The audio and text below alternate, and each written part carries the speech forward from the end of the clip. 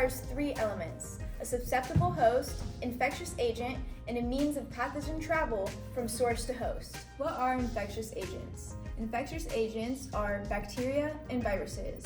U.S. healthcare workers are most frequently encountered by them. People and objects are the most common sources of pathogens in the healthcare system. Instruments, such as the stethoscope, should be cleaned before and after use with a patient. 2 types of standard precautions.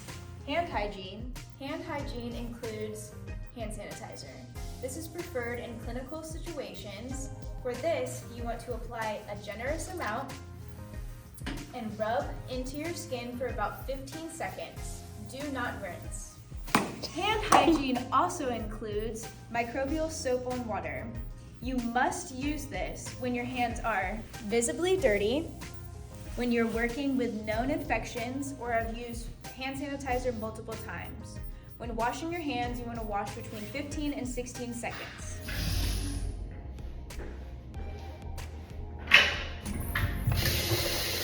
Hey, Yes? are you gonna wash your hands? I didn't know I was supposed to. Yeah, let me show you first. You wanna turn on this and you're gonna leave it running because you don't wanna touch it with a clean hand. You're gonna get some soap and you're gonna scrub for at least 15 seconds. Make sure you get all the cracks and all the crevices. I never knew. Yep. And then you can rinse. And then you're gonna go ahead and grab a paper towel. And you can use this to turn off the water so you keep your hands clean. That makes so much sense. Respiratory hygiene. Respiratory hygiene includes covering your mouth and nose when coughing or sneezing with a tissue and disposing of the tissue in the proper waste bin. If you do not have a tissue, you want to use the inside of your elbow to cover your mouth and nose. After this, you should use proper hand hygiene.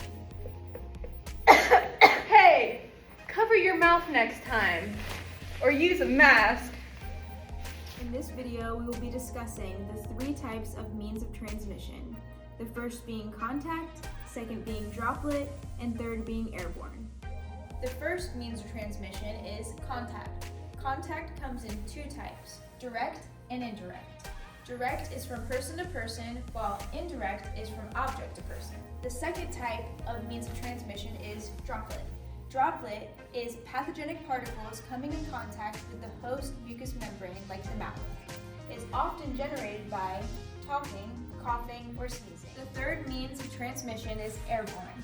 Pathogenic particles are suspended in the air for a longer period of time and are deposited on or inhaled by the host. Droplet versus airborne.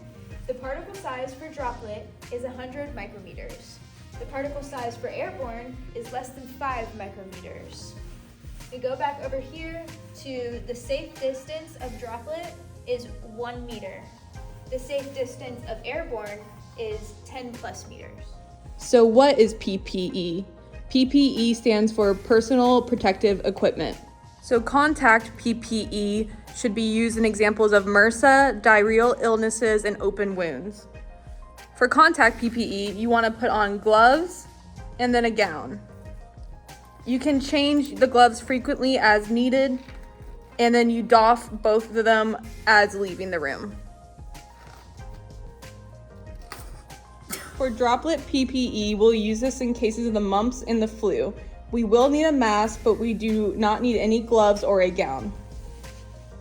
For airborne PPE, we will use this in cases of measles and tuberculosis. We will need a mask, but an N95 mask.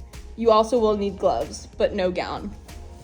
For airborne and contact PPE, we use this in cases of chickenpox, and you will need basically everything. You need an N95, you need gloves and a gown and a face mask if applicable. So for the proper order of donning, you have to remember clean to clean. So we'll start with the gown.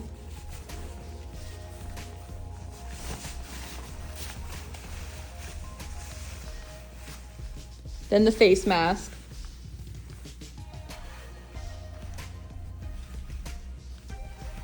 Goggles or face shield, and then gloves.